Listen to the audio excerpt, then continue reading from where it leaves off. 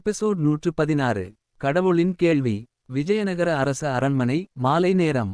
முத்து மின்னும் இரவு பட்டாடைகள் அணிந்த அதிகாரிகள், மந்திரிகள், கவிஞர்கள், பண்டிதர்கள் எல்லோரும் அரசர் கிருஷ்ணதேவராயரின் கூட்டரங்கத்தில் கூடியிருந்தனர்.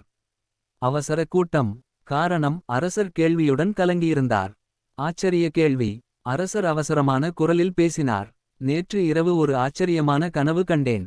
அதில் ஒரு பிரகாசமான ஒளியில் கடவுள் தோன்றினார். அவர் ஒரு கேள்வி கேட்டார், மனிதனின் உண்மையான அறிவு எது? நான் பதில் சொல்ல முடியாமல் இருந்தேன். காலையில் கண்விழித்ததும் இந்த கேள்வி என் மனதை உறைந்துவிட்டது. இதற்கு யார் சரியான பதில் கூற முடியும்? மந்திரிகள் ஒருவருக்கொருவர் பார்த்து கொண்டார்கள். சிலர் புரியாத பதில்களை சொன்னார்கள்.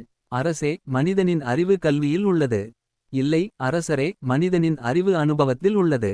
அரசே, அறிவு என்பது புத்தியில் உள்ளது. ஆனால் எந்த பதிலும் அரசரை திருப்திப்படுத்தவில்லை. அந்த சமயம் தேனாலி ராமன் மெல்லக் கவிழ்ந்து கேட்டான். அரசே, எனக்கு ஒரு நாள் அவகாசம் கொடுங்கள். நான் கடவுளின் கேள்விக்கு பதில் கண்டுபிடிக்க முயல்கிறேன். அரசர் ஒப்புக்கொண்டார். தேனாலி சந்தோஷமாக அரண்மனையை விட்டு வெளியேறினார். தெனாலியின் தீர்வு. அன்று முழுவதும் தேனாலி நகரம் சுற்றினார்.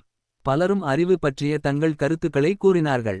சிலர் அறிவு புத்தகங்களில் உள்ளது என்றார்கள், சிலர் வாழ்க்கை பாடங்கள் மூலம் அறிவு பெறலாம் என்றார்கள். அடுத்த நாள் காலை தேனாலி அரண்மனைக்கு வந்து அரசரை சந்தித்தார். அரசே, கடவுளின் கேள்விக்கு பதில் கூற என்னிடம் ஒரு யோசனை உள்ளது. ஆனால் தயவுசெய்து சற்று பொறுமையாக எனது கதையை கேளுங்கள். அரசர் ஆவலுடன் ஒப்புக்கொண்டார். ஒரு பெரிய விஞ்ஞானி இருந்தார். அவர் தனது புத்தியால் உலகம் முழுவதும் புகழ் பெற்றார். ஒருநாள் ஒரு சிறிய குழந்தை அவரிடம் ஒரு சின்ன கேள்வி கேட்டது.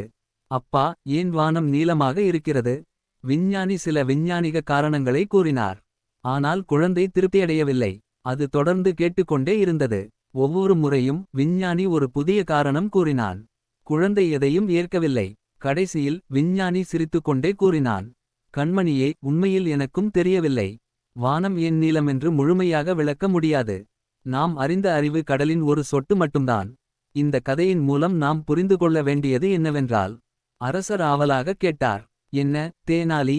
அரசே, மனிதனின் உண்மையான அறிவு அவனுக்கு எதையெல்லாம் தெரியவில்லை என்பதை உணர்வதே. அரசர் அதிர்ச்சியடைந்தார். அப்படியென்றால் அறிவுடையவன் தான் தன்னை அறியாதவனாகவே நினைக்க வேண்டும்? ஆமாம் அரசே, கடவுளின் கேள்விக்கான பதில் இதுதான். உண்மையான அறிவு நாம் அறிந்தவற்றைக் காட்டிலும் அறியாதவை அதிகம் என்பதை உணர்வதில் உள்ளது. அரசர் பெருமகிழ்ச்சியடைந்தார். தெனாலி, நீ உண்மையிலேயே மகா புத்திசாலி. இது மட்டுமல்ல, நீ ஒரு உண்மையான ஞானியும் கூட.